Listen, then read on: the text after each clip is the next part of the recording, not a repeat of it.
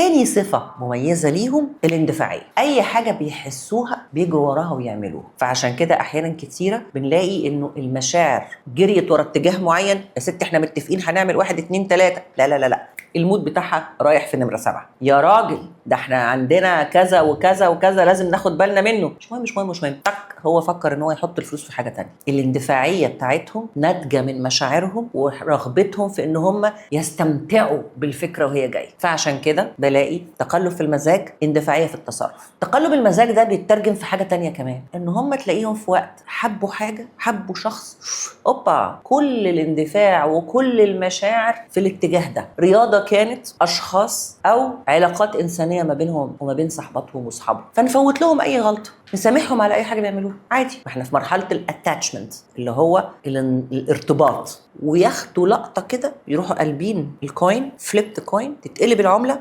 مرحلة البعد، ديتاتش، يبعدوا، وتلاقي كل اللي كانوا بيعملوه لا خلاص مش هنعمله تاني. رياضة كانت، أحباء كانوا، أو علاقات إنسانية،